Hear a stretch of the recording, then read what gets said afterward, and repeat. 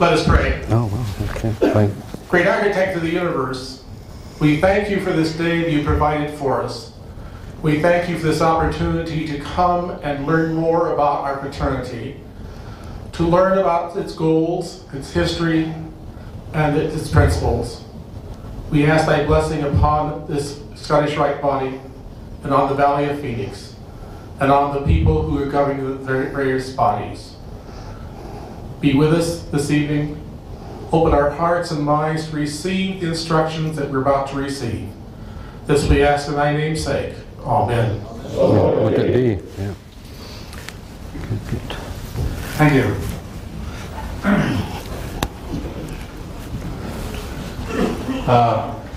I'm delighted with the turnout, especially on the short notice. I was looking for maybe 20 or 30 guys, and over here. Yeah, so there's 20 over here, and there's 30 over here, and another 30 here. And, you know, it's really good to see this many of you, especially on a nice cool day in July. I'm going to ask Rick Driver to come up and introduce our guest speaker. Rick and Robert have been friends for several years, close friends. And I think it's very appropriate. Rick can probably tell us some interesting tales about Robert that he might not want everybody to hear, but could be fun. So with no further ado, Rick, would you come on up and introduce our speaker for us?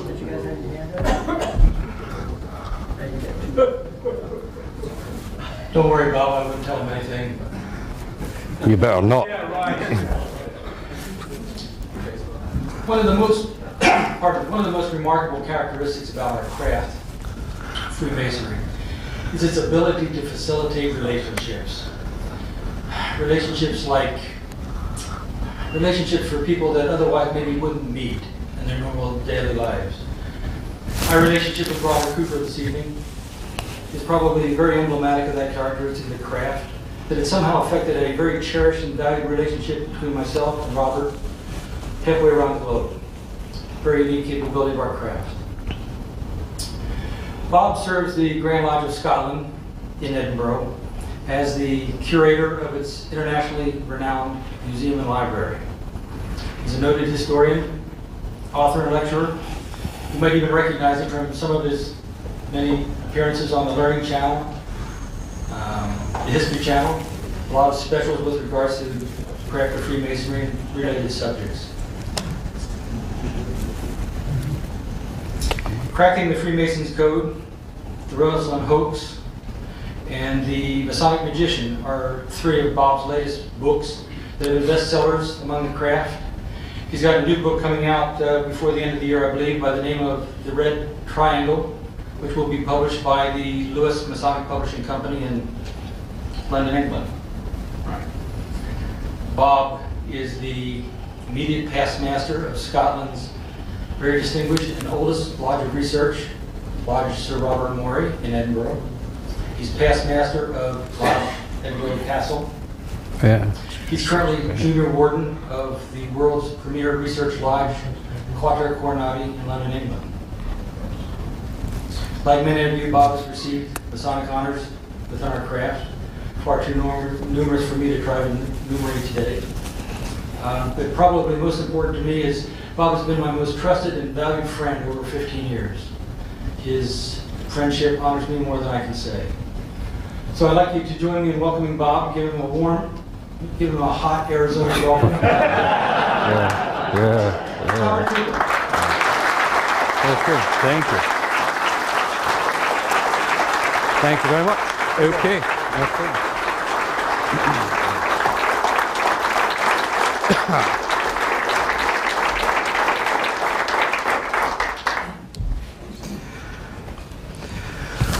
Well, thank you very much for that introduction, Rick, and your preceding comments, John.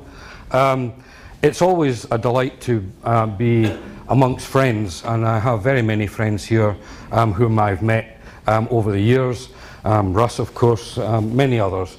and I don't want to name them all, but I hope to make many more new ones. As to the heat, yes, it's 59 and raining back home, and I kind of wish I was back there just a little bit. But I'm only here for another few days, so I'll be back to normal next week. What I propose doing this evening is telling you a little bit about Scottish Freemasonry and why it's different, and then perhaps discuss a little bit more as to what makes Scottish Freemasonry, particularly at Grand Lodge level, so different from that which exists everywhere else in the world. So in other words, what I'm suggesting to you is the whole world is out of step with Scotland. And if you sort of keep that in mind as we go through this, then I think you'll probably get a fairly good handle on what it is I've got to tell you. The reason why Scottish Freemasonry is so very different is essentially because of its very different history. And oddly enough, that different history manifests itself here in the United States of America, and that's one of the major points I want to explain to you this evening, because I think not only does it explain Scottish Freemasonry, but the American connection is very important and unfortunately virtually unknown. That's going to be the first part of my talk. The second part, as I say, we'll go on and talk about perhaps a little bit more controversially on a variety of matters.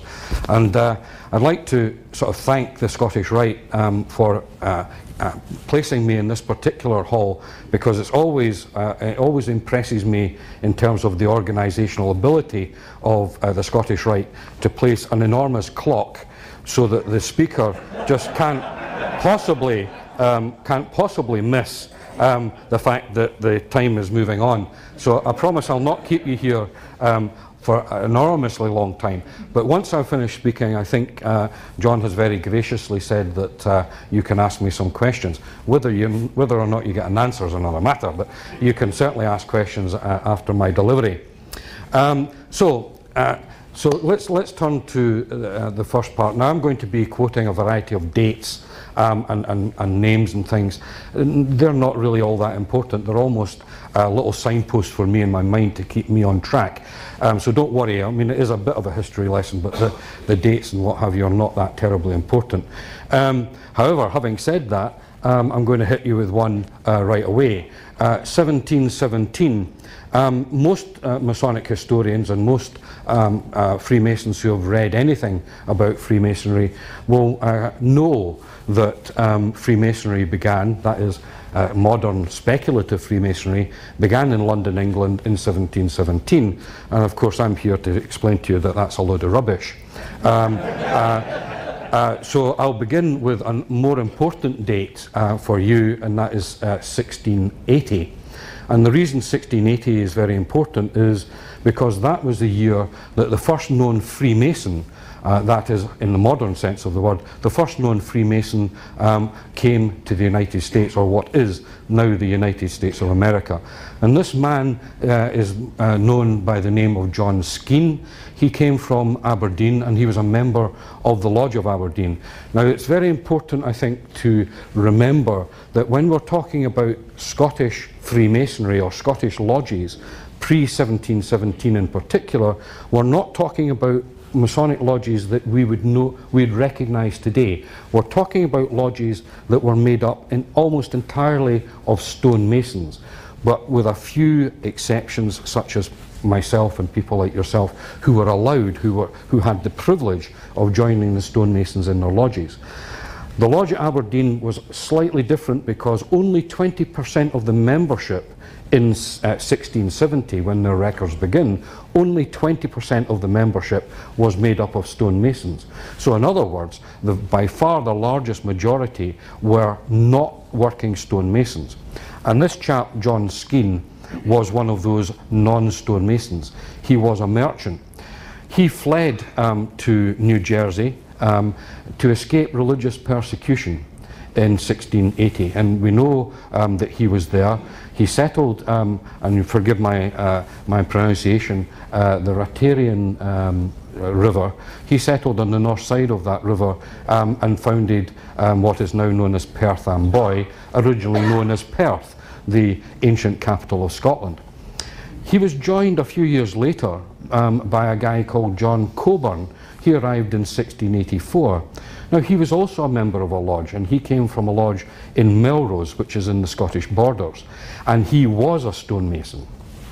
The lodge was made up entirely of stonemasons. There was nobody like you and I in this lodge. They were all working stonemasons. They built the abbeys and the castles of the Scottish borders, and that's all they did. So this was a stonemason's lodge. He arrived in New Jersey. He goes to Perth Amboy. He finds this fellow Scot there from Aberdeen by the name of John Skene, and he goes, oh dear, it's typical, you know, come all this way and what do I find? A Scotsman. You know? So he wasn't prepared to stay in Perth, and he skipped south across the river where he founded the town of Melrose after his hometown. Now, how do we know about this? Well, quite simply, John Coburn from Melrose wrote back to Scotland saying, look, this is a great place. You should come and emigrate here. This is to the lodge. You should come and emigrate here because it's a great country. There's all sorts of opportunities, especially for stonemasons. And eventually he started talking to this guy, Skene from Aberdeen. And this is of the crucial importance, I think. Here you have a speculative Freemason, Skene from Aberdeen, and you have a stonemason, Coburn from Melrose. And they get together and they start building projects in New Jersey. So the first stone buildings in that part of the world, in that part of the United States, were the product of a Freemason come stonemason. And this is how Scottish Freemasonry is different from anywhere else in the world. Freemasonry and stonemasonry are virtually one and the same, especially in this particular point in time. So that connection between the actual craft of building castles and palaces and all the rest of it begins very early in Scotland, but the story I want to tell you about is how that came to be developed here in the United States of America. So we have this very first example, if you like, of Freemasonry, that is speculative Freemasonry, connecting to stonemasons and building some of the first stone buildings in North America, in the United States indeed. So if you can bear in mind that that separation between stonemasonry and Freemasonry never really ceased to exist in Scotland, then you begin to understand why Scottish Freemasonry has a completely different flavour, for want of a better description. So these two guys, the first known Freemasons, stonemasons in the world, arrived here in the 1680s in the United States of America. Now this is a long time before the Grand Lodge of England was founded in 1717. And one of the problems that a Masonic historian has is trying to explain to people that after 300 years of propaganda or 300 years of saying the same thing over and over again, trying to undo that becomes incredibly difficult. So purely speculative Freemasonry in that sense did begin in 1717. What I'm suggesting to you here is that you have to take into account the craft of stonemasonry as well as Freemasonry, and then you can begin to push back the dates many, many hundreds of years. But for the purposes of tonight, we're talking about principally the United States of America. However, I'm going to skip forward a little bit and talk to you about the formation or the foundation of the Grand Lodge of Scotland, and that happened in 1736. And what happened was, in the United Kingdom, in the British Isles, the Grand Lodge of England had been founded in 1717, the Grand Lodge of Ireland in 1725, and the Grand Lodge of Scotland in 1736. But here I am telling you all about lodges that pre-existed the Grand Lodge system, in Scotland at least, and yet Scotland was the last country to found its own Grand Lodge. And that seems a bit odd, but the reason for that is actually fairly simple. When the people who were founding the Grand Lodge of Scotland issued invitations to the lodges all over Scotland to come to the inaugural meeting, they discovered that there were over 100 lodges in existence, whereas in London, England, there was only 4. So it was fairly easy to manage the foundation of the Grand Lodge of England with only 4 lodges. Those 4 lodges supplied all the Grand Lodge officers, etc., etc. In Scotland, with 100 lodges, it was a completely different ballgame.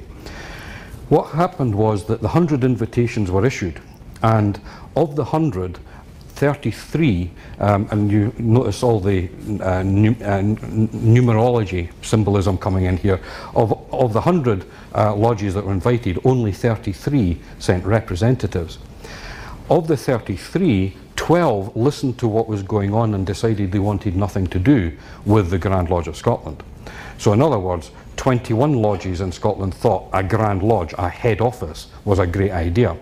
Or to put it round the other way, 79% of all Scottish lodges thought a Grand Lodge was not something they wanted to get involved in at all.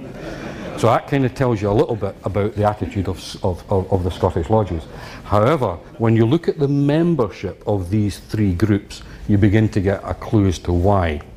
The 21% who supported the formation of the Grand Lodge of Scotland were almost entirely speculative, modern speculative Freemasons, just like us.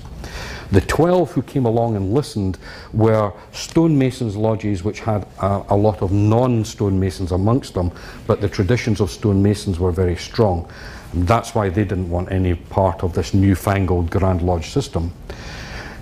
The remaining percentage, they were all stonemasons lodges, and they just didn't see any point in getting involved with a Grand Lodge. And when you think about it, you can understand the Grand Lodge of Scotland was, or any Grand Lodge, was an entirely speculative body, interested in ritual, interested in initiations, interested in processing people and money and documentation, etc. It had nothing at all to do with stonemasons. It couldn't find them contracts, it couldn't find them work, it could not lay down minimum wages, it could not negotiate building contracts with anyone.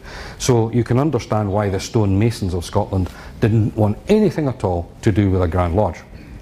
However, that created a big problem for the people who were determined to have a Grand Lodge in Scotland. Just like in England and Ireland, they wanted their own Grand Lodge. So what they did was, in order to try and get these lodges to join this newfangled Grand Lodge system, they said to all these lodges, look, don't worry about losing your independence. We're not going to impose upon you any kind of heavyweight bureaucracy or any heavy rules and regulations. So what happened was they were told, you will be able to carry on using the regalia that you're using in your local area. So if you had a lodge in Inverness that was wearing blue regalia, they were allowed to continue wearing blue regalia. If it was in Dumfries on the other side of the country, they were allowed to continue using green regalia, and so on. As well as that, they were also allowed to continue using whatever ritual they decided to use. And so, again, Inverness might have a completely different ritual from the lodge in Dumfries. So if you allow all the lodges that pre-existed the foundation of Grand Lodge, and remember we're talking about Scotland here, you're darn tooting that every lodge that's founded after 1736 wants exactly the same privileges as all the other lodges had. So that's why, to this day, every lodge in Scotland, or every Scottish lodge, wherever it is in the world, has the right to devise its own ritual. There is no such thing as a standard Scottish ritual. But Scotland being Scotland, we have a thing called the standard Scottish ritual. Okay? There we are. But there is no such thing. I mean, when my lodge, the lodge of which I'm past master, was founded in the early 1990s, one of the first things they did was form a committee that sat down and actually started to write the ritual from scratch. And you can imagine, because all the founder members were from different lodges, they all had their favourite bits of ritual, so it just went on and on forever. If we'd actually published the third degree, it would have taken 5 hours to actually convey. So anyway, that's the kind of problems you have. And just as a wee example, just to show you just how different Scottish regalia could be, that's a master mason, a past master's apron from a Scottish lodge.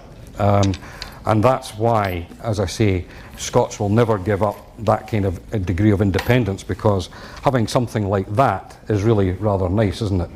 And you can choose any kind of tartan or any kind of colour, except things like day glow pink is simply not allowed. Okay, no colours like that. So you have the situation, therefore, after 1736, where all these lodges are very independent. They have their own ritual, they have their own regalia, they have their own traditions, and they elect people to attend Grand Lodge. So Grand Lodge is much more of a, in Scotland, is much more of a facilitator rather than some kind of authoritarian body. I will come on a little bit later to perhaps explain what I mean by that, as if you didn't know already. Now, so we have this situation where all these lodges in Scotland don't want to join the Grand Lodge system. There's a very small number, but that means, in fact, in Scotland in the 18th century, we have two systems of masonry, if you like. We have the newfangled Grand Lodge system, working 3 degrees, granting charters or warrants to form new lodges. At the same time, the vast majority of lodges in Scotland are stonemasons lodges, and they're in direct competition with the new system. This is the independent stonemasons system. And it's quite clear, I think, as to why now we understand why the stonemasons lodges wanted nothing to do with the kind of lodges that we're members of. And this is simply down to ritual. These stonemasons lodges only had 2 degrees, the entered apprentice and fellow of craft. There was no master mason's degree. The 3rd degree was invented in London in the early 1720s. However, I take it we're all master masons here. There's no just entered apprentices and fellows of craft. We're all master masons.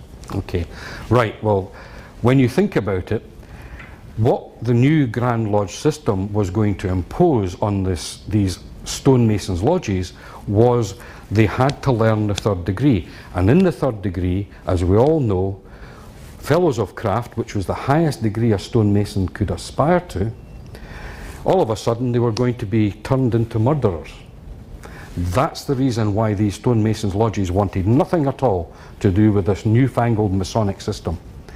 Stonemasons in the 3rd degree were murderers, and what is more, murdered the Grand Master Hiram Abiff.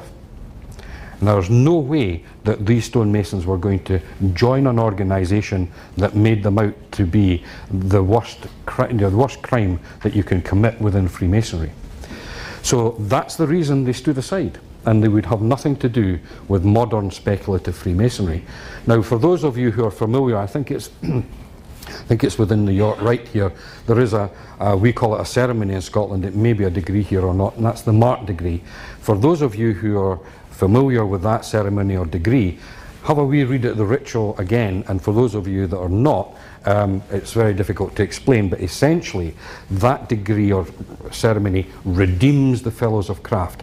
And once the fellows of craft are released from this burden of being the worst kind of criminals, they started to join the Grand Lodge of Scotland. The consequence of that was that all of a sudden we start to get operative or stonemasons lodges joining the Grand Lodge of Scotland, but they've got no knowledge of the 3rd degree. So what the Grand Lodge of Scotland had to do is it had to form a degree team to go around Scotland teaching all its Masonic lodges how to perform the 3rd degree, because it was unknown within the stonemasons lodges.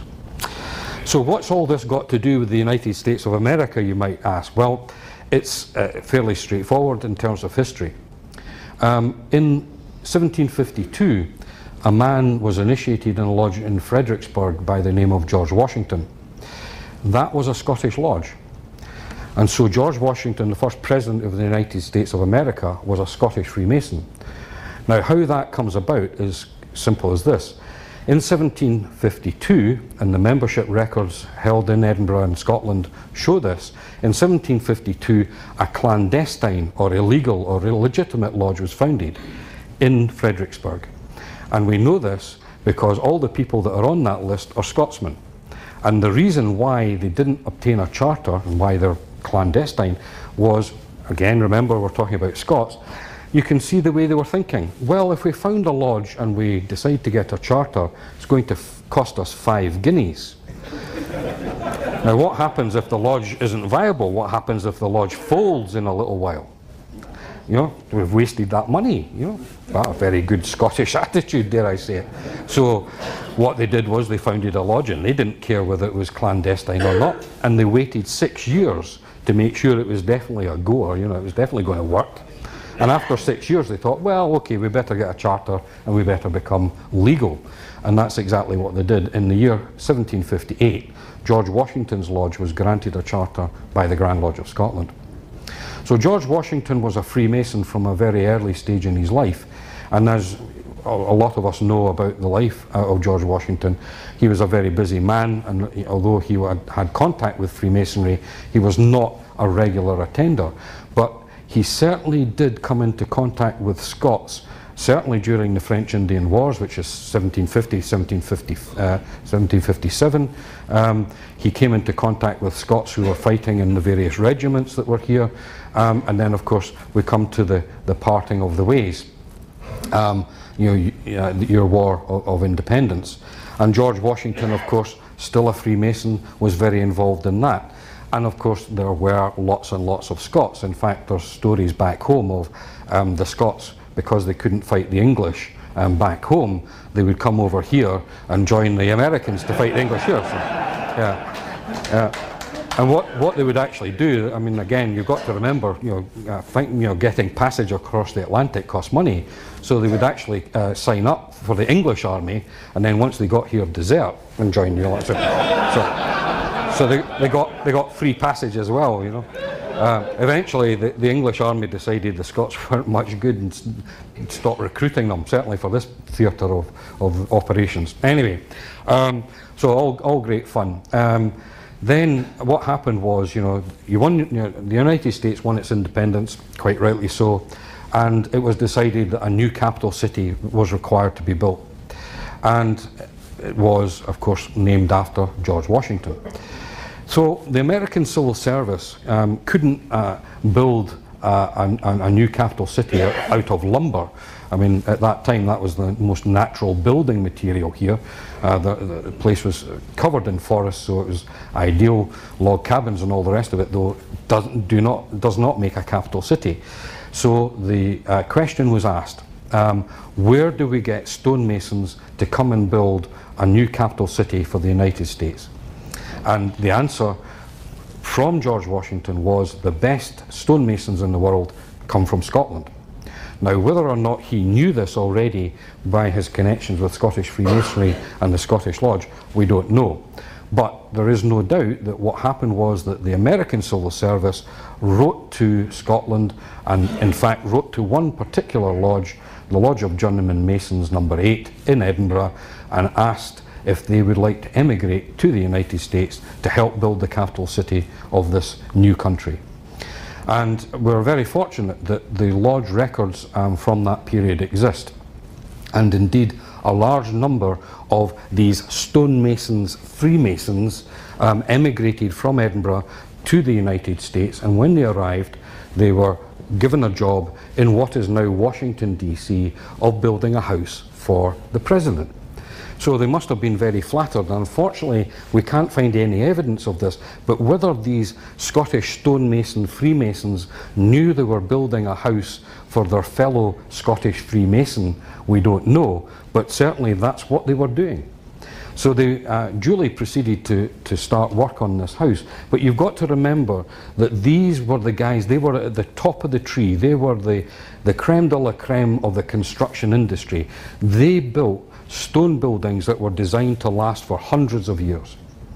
And of course, unfortunately, the American Civil Service were just a little bit impatient to get this house built quickly. George Washington was living at Mount Vernon, and it wasn't seemly for the president, the first president of the United States, to commute on horseback in the middle of winter and all the rest of it. So they wanted this house built quickly.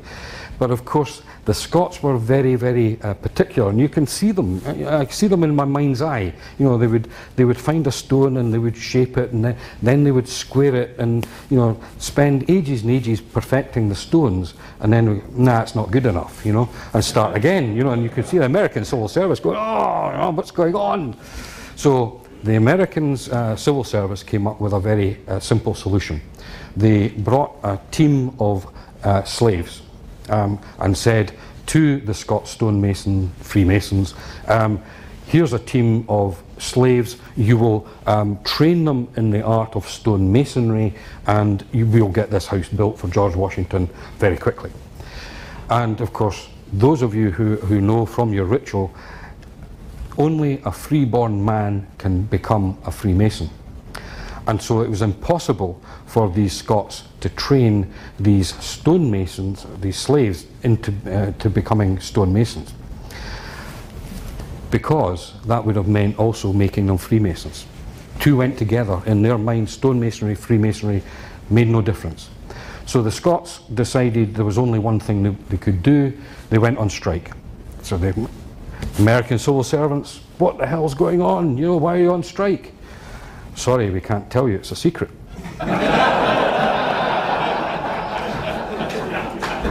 and it was, you know. I mean, in the history of labour disputes, this must be the weirdest. I mean, let's face it, you know, they're on strike, but they couldn't tell anybody why. A bit odd. Anyway, but you can see why they couldn't tell anybody, because that meant revealing the whole background process of being initiated, passed and raised in a Masonic lodge. To become a stonemason also meant becoming a Freemason. So they went on strike, but of course they weren't getting paid, so these Scots didn't stay on strike for very long. What they said to the American civil service was, okay, what we'll do is we'll train freeborn men, don't care what colour they are, we'll train freeborn men, but they must be freeborn, not slaves. And that's exactly what happened. They got a squad of freeborn men, and they were trained as stonemasons. They were also then initiated as Freemasons in the Masonic Lodge. So again, clearly demonstrating this connection between stonemasonry and Freemasonry. So the house was built for the president. It was finished, but unfortunately, all these problems meant that the thing was delayed, so that delayed long enough that George Washington had died in the meantime. So he never got to occupy the house that was built by his fellow Scottish Freemasons, which is rather sad. Anyway, they did finally finish the house, and you know, we know the names and all the rest of it, which is, from a historical point of view, extremely interesting. Then we come to a little bit of a kind of falling out in 1812. You may know from your history, we had a little bit of a problem between Britain and the United States. You called it free enterprise, we called it gun running. You were selling arms to Napoleon, and of course we were at war with Napoleon at the time, so we didn't like it very much. So the Brits invaded from Canada, and they got as far as Washington DC, set the city on fire, and so well had the house for George Washington been built that even although it was set afire, all that happened was the roof burnt and fell in, so that once peace was declared, all that needed to be done was the structure had to be re-roofed with timbers, new timbers, and in order to disguise the smoke and soot damage from the fire, it was whitewashed and renamed the White House.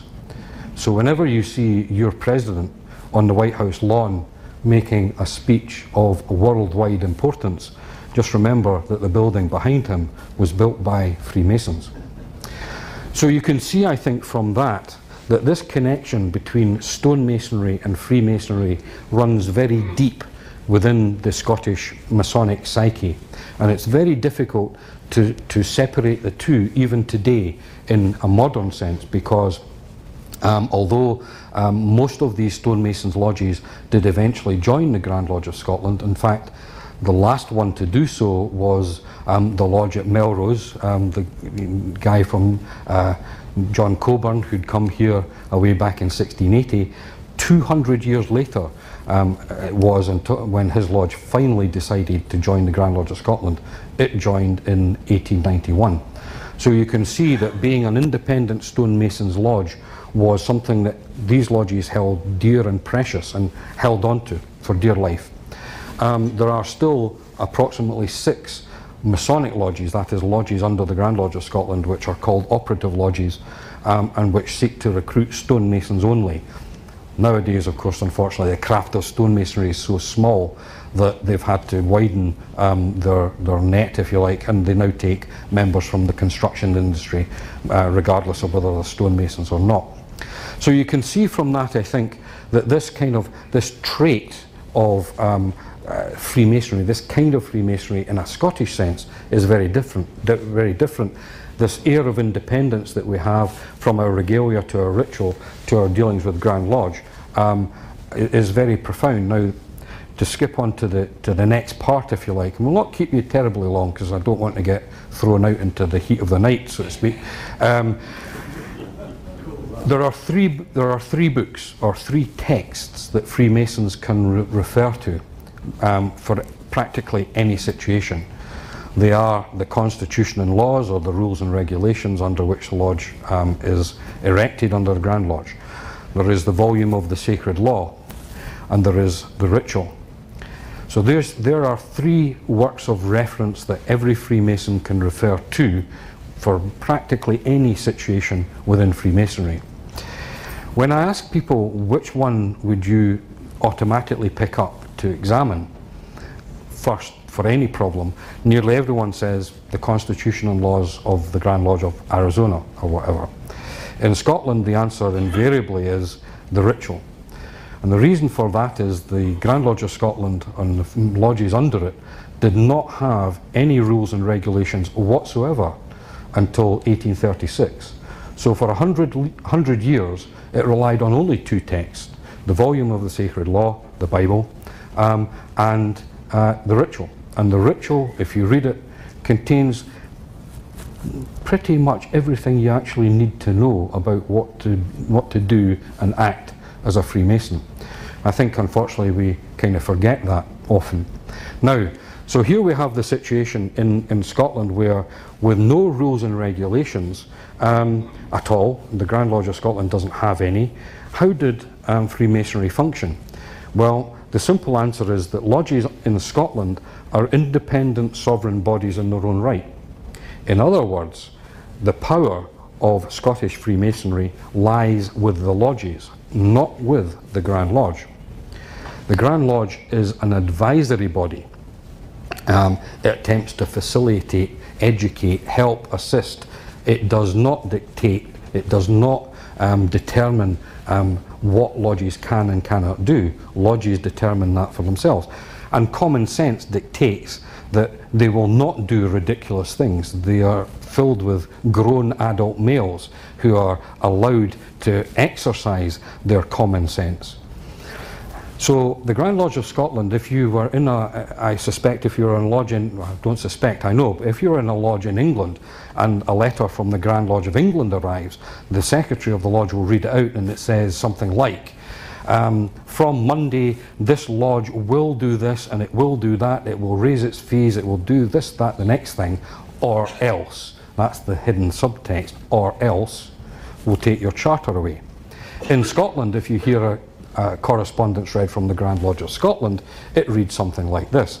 The lodge might like to think about implementing a suggested idea that was discussed in one of the committees some time ago, but you don't have to do it, of course, but we think it's a pretty good idea. So you get the impression of what happens. The effect of that means that Scottish lodges have a huge disparity in the way they do things. We even have different officers, we call them office bearers. So Scottish lodges can elect different office bearers. Once they've elected office bearers, the duties of the office bearers can be different from one lodge to another. Even things like booze.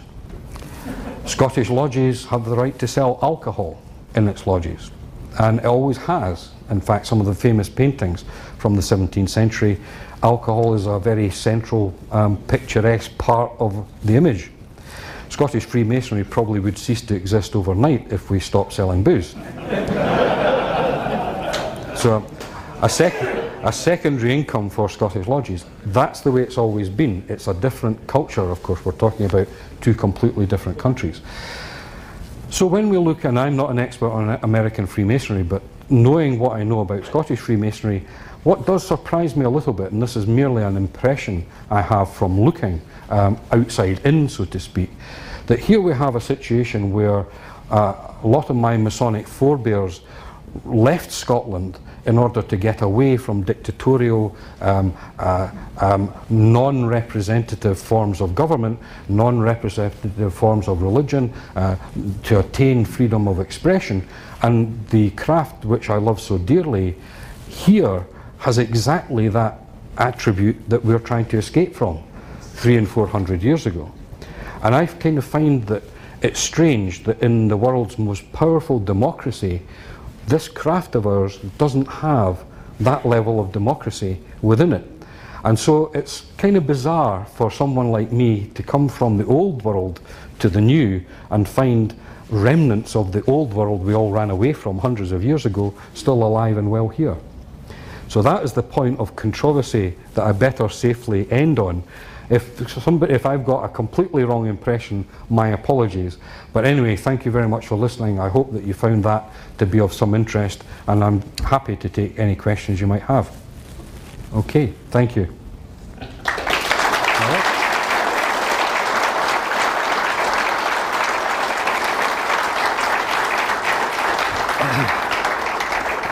So, I've got one, John. no, somebody. The Grand Lodge addressed me again. So how are new lodges formed in Scotland? In this country, it goes through another lodge and 15 brothers, and then the Grand Lodge gives them a dispensation, and then they form a charter, and we actually just formed a lodge, brand new. Yeah. How are new lodges formed in Scotland? Yeah, things have become a lot more formal now, and that's pretty much the same across the world, I think.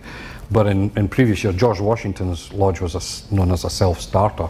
There was, I mean, think about it, it was a long, long way away to get to charter, apart from the cost. Would you say that's probably the most important task that the Grand Lodge does in Scotland, is form new lodges? No, I don't think that at all. In fact, I think that's probably one of the least important things, because lodges pre-existed the Grand Lodge of Scotland, so we don't need a Grand Lodge to have lodges.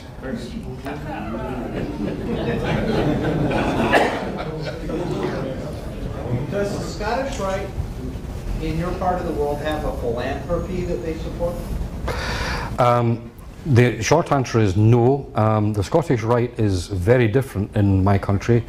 It's only been around 150 years, so it's seen to be a kind of Johnny-come-lately organisation in many ways.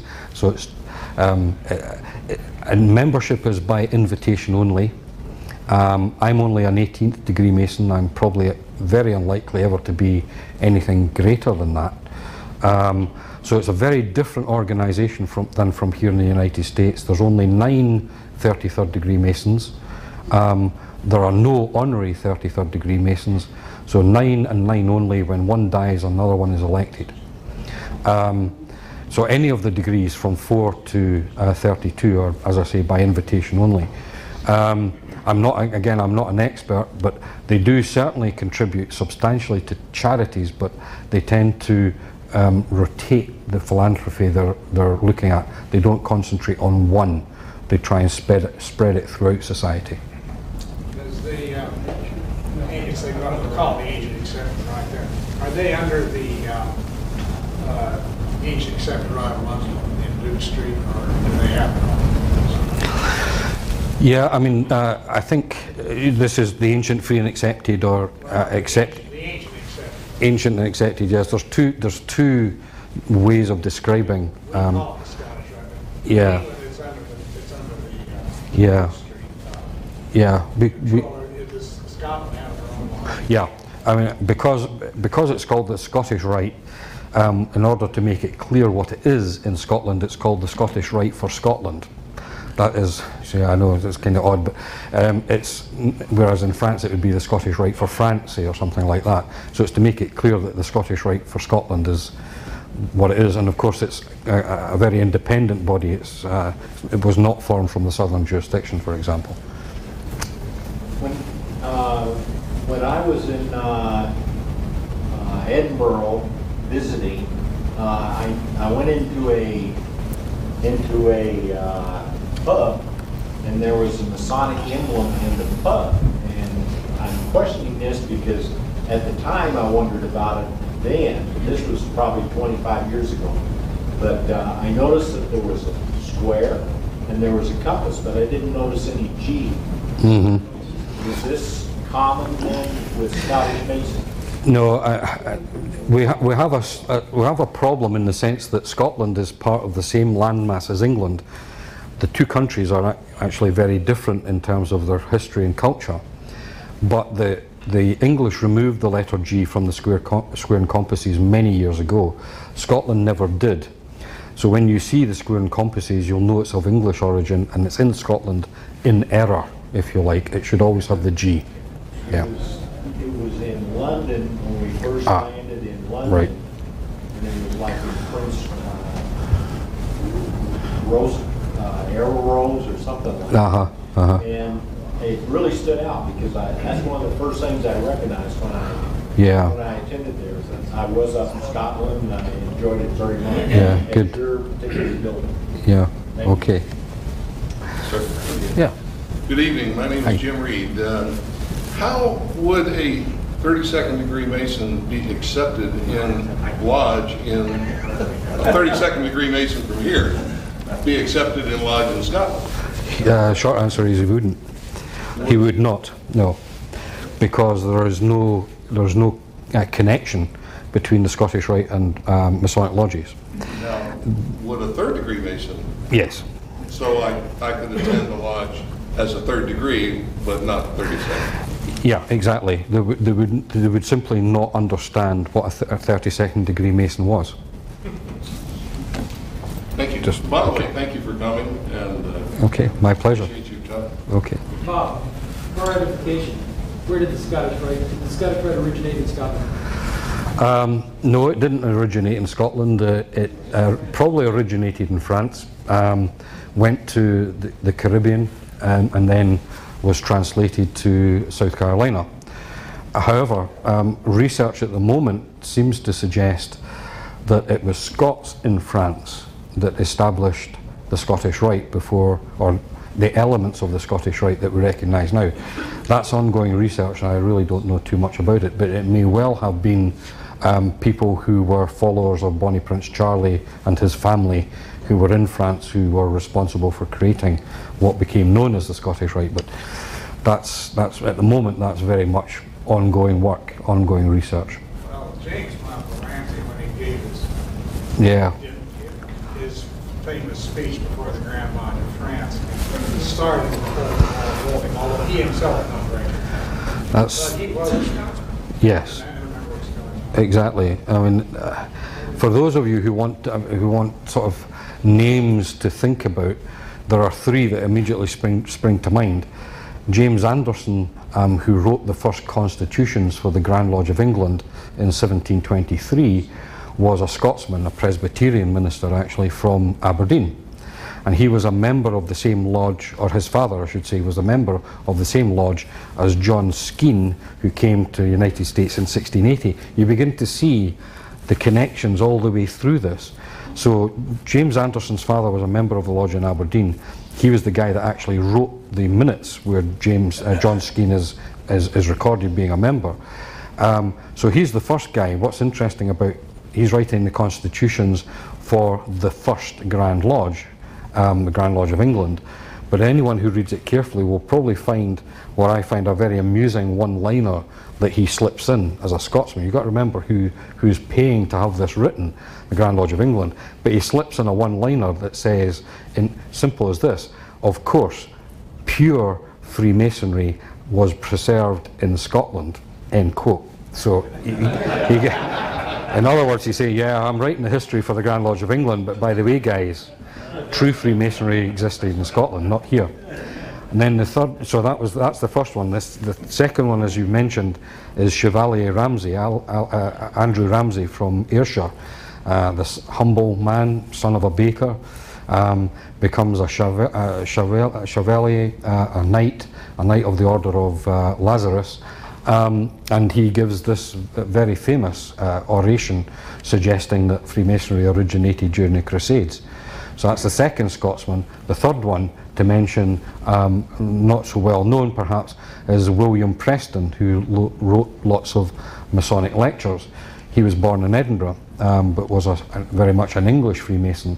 So here you have three extremely important and three extremely influential Freemasons who shaped Freemasonry, I think, as we know it today. But the significant thing is, not one of these three are peddling their particular view of Freemasonry in Scotland. They are telling the world about Freemasonry in England and in France, but they're not telling it in Scotland because they knew darn well they'd get found out. They were giving a view of Freemasonry that Scotland just simply wouldn't recognise. Sorry, yeah. How much of your research were you able to do on the United States Freemason organization, early organization, from Scotland? Were there duplicate records kept in Scotland, or did you have to come to the Americas to research it? Yeah, it's one of these rather odd situations where you kind of stumble across information by mistake when you're looking for something else. And I was looking through the Lodge of Journeyman Masons No. 8's records, trying to find the name for a genealogical inquiry it would receive. Somebody was trying to find out whether an ancestor had been a Freemason or not. And I came across these entries in the treasurer's book for the lodge where there were names that had been written in, and he'd ruled off this ledger, and they paid their annual dues every 3 months, 6 pennies every 3 months. And this treasurer had very meticulously was recording how much every member had paid. And then you can see almost in a temper, he'd scored out some names with a quill pen, and underneath he's got "gone to America." He can't collect the 6 pennies anymore because the guy's not around. So, but this treasurer kept that record going for years. So although the guy wasn't in Scotland anymore, this treasurer's keeping a track of the fact that he wasn't paying the money anymore. So when he came back, he was, "Oh, that you owe me £10 now, It's not just shillings, it's pounds." So when I found that, I said, well, why record the fact that they'd gone to America? What's significant with that? And I was in Washington, D.C. when I went to the White House, and I picked up the official guide, and they mentioned that Scots had been involved in the building. So a little bit more digging, then we find the names of the Scots, and what's more, so we got the names of the known Scots that were there way back in the 1790s, and then we look at the names in the lodge records, and the names are the same. Then Harry S. Truman, president, past Grand Master of the Grand Lodge of Missouri, in the 1950s, he remodeled the White House. I think it was the 1950s. And he stripped it right down to the foundation stones. And he found all these stones had a mason's mark on them. And the mason's mark, of course, is all that's on the stone. No name, but a mason's mark. So we got photographs of all these stones from the White House, then went to the mark book of the lodge, and next to the person's name is a mark. So the mason's mark is taken by the person to the United States of America, and when he carves a stone, he puts his mark on it. And it's recorded in the mark book in Edinburgh, and it's the same mark on the stone. So we know the stone and the name of the guy that carved it. Now, what you might find interesting is that Harry Truman sent these stones to every Grand Lodge in the United States and very many other Masonic orders, Masonic bodies. Most of them have now been brought back together, and they're on exhibit with the mark book from Edinburgh, from the Lodge of Edinburgh, and they're on display in the George Washington Memorial in Alexandria, Virginia, at this moment.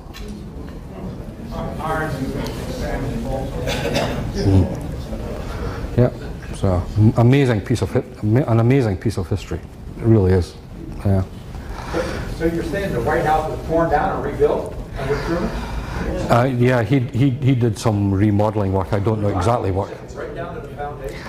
Yeah, he was very, he did. I mean, there's photographs of the time. I mean, he kind of ripped the place apart. Yeah, he really did, but yeah. Yeah. What would be a difficult task to go through the 29 degrees from the 4th to the 32nd? if you're dedicated, 15 years. Yeah. 15, yeah. I'll never do it. I'll never do it in my lifetime. There's no waiting period between degrees, no? Yeah, there is, but it's not a written period. It's by invitation. So, and that could be 2 years, 5 years, depending on just how you're perceived to be as a Freemason. Robert, I have a question. Rosslyn Chapel. Is there any connection between Rosslyn Chapel and Freemasonry? Really spoke about it. Yeah, yeah. It's, I can recognise a bear trap when I hear one.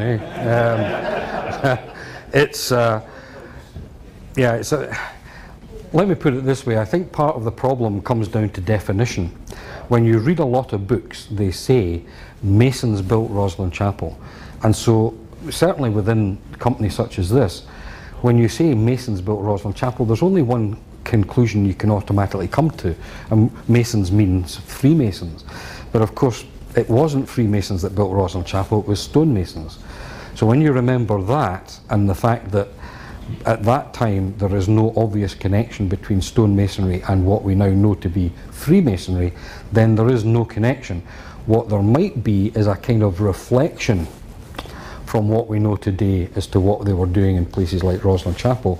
But in many ways, Rosslyn Chapel is not unique, because there are many other buildings like that in Scotland, maybe not quite so profuse in terms of the carvings, but there are other churches and chapels with all sorts of what you would consider to be Masonic within them, but they're not considered to be Masonic buildings.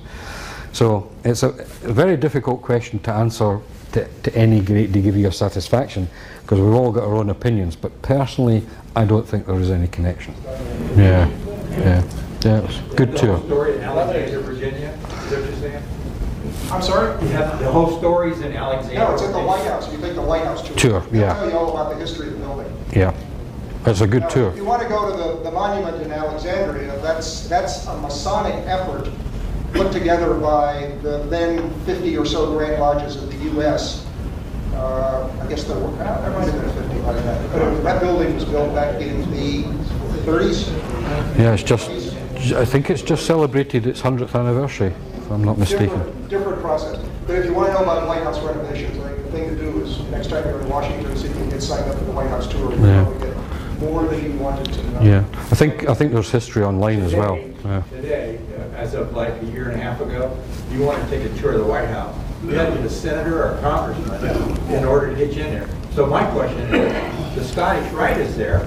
Do we have a little pull? We can get to the big guy. I'm not the guy to answer for the pull of the Scottish Rite. I'm inclined to be skeptical. Oh, by the way, the question earlier about that my friend asked about visiting the ancient accepted rite in other countries. There is a protocol for, you may be allowed to visit and you may be accepted for visiting purposes a 32nd or whatever you are in the Scottish Rite here.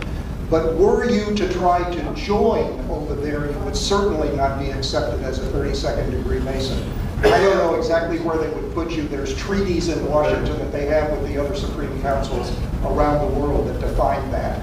But the rest of the world, quite frankly, goes a little squirrely when they hear how we pass out degrees in the Scottish Rite in this country. I had the same experience as Bob. I was at a dinner in New Zealand some years ago. We had some visiting New Zealanders, and we were talking about Scottish Rite. I was with a Masonic group, and we were just having dinner conversation, and I asked, how many 33rd degree Scottish Rite members are there for the country of New Zealand? The answer was 5. And I looked at the table and I said, we have more than that here from the States. Their eyes, of course, began to Yep. One of the things I'd like to add to that is that if someone from Europe wants to become a Scottish Rite Mason while visiting the United States, they cannot. Really? That's right. They can only do it. They can become a 3rd degree Mason here, but they can't be a Scottish Rite Mason unless they become a citizen. That's to not infect the Europeans. There's another one here. Yes, I wanted to, just a quick question in regards to the current lodges in Scotland. What % of them actually have active stonemasons? Not an awful lot, I have to say. The construction industry has changed beyond all recognition. You know, it's all steel and concrete and glass now. So the actual number of stonemasons as a trade is very small. So what happens is that there's 6, certainly 6, and the Lodge of Journeyman Masons number 8 in Edinburgh is one of them. What they try and do is they try and recruit candidates from the construction industry rather than just stonemasons. They have to do that in order to survive, basically. Yeah. You mentioned earlier that the ritual for the Scottish, quote, Blue Lodges contain everything you need to know, which would also include their bylaws or the governing right. Is that still true today? And is that ritual coded, or is it written in a clear text? In what language? Well, the first thing is that in terms of, I mean, it's a philosophical observation, if you like, that the ritual contains everything you really need to know as a Freemason. The problem is that it's a lot easier to pick up a plain English text that tells you in a certain situation, the Grand Lodge tells you this is what you do. So that's why nowadays we tend not to look at the ritual, which is in some ways rather sad. So that's why we tend to concentrate on the Grand Lodge rules and regulations. It's the same in Scotland now, sadly. Although in some ways that's changing as people begin to realise that that was originally all there was nothing else. And the second part of your question was coded. Again, that depends very much on the lodge. We don't have to be quite so cautious in Scotland. I mean, there are 660 lodges, and certainly every single lodge, although it might have a similar ritual to another lodge, there will be substantial differences within it. So, I mean, I think you have a system of district deputies here that make the lodges conform to the standard ritual of the state. Well, you can imagine in Scotland trying to make 660 lodges with different rituals conform is just not it's nigh impossible. So it's not so essential for the lodge ritual to be coded. Having said that, some lodges have their ritual printed in full, but that's because they're the only lodge that has that ritual. Other lodges have no ritual printed whatsoever, and you have to go to the past master's house and be taught mouth to ear to learn the different offices. So if you want to learn the senior warden's part, say, then you will have to spend many nights attending a past master's house in order to learn that lodge's ritual, because it's not written down at all. So from one extreme to the other. Are the number of Masons increasing in Scotland or decreasing? Yeah, they're increasing in Scotland. I think we've now had the 5th net increase in succession. But having said that, I think it's important to remember that in Scotland, the decline in membership, or the decline certainly since the heyday after the Second World War, is not seen as a decline. I particularly don't like that word. I personally, and remember, I should have said this right at the very beginning, nearly everything, in fact, no, I better say everything that I've said tonight is purely personal opinion.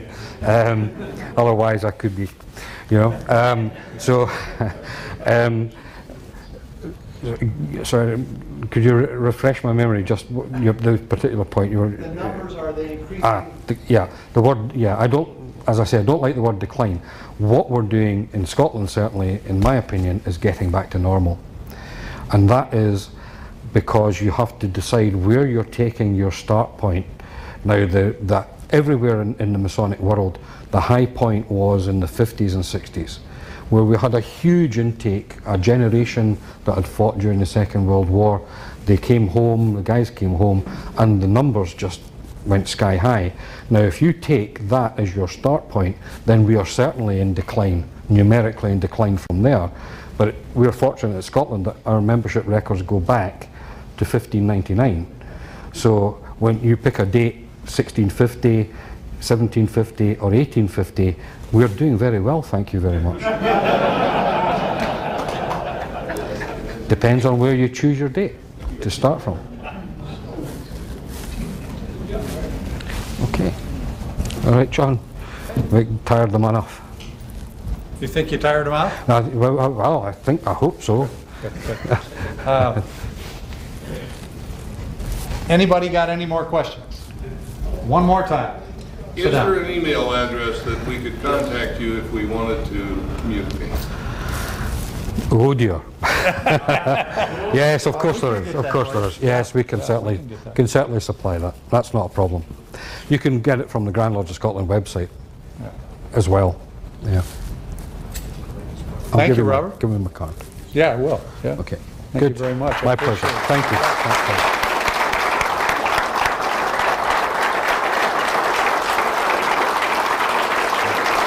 Thanks, guys. Appreciate it.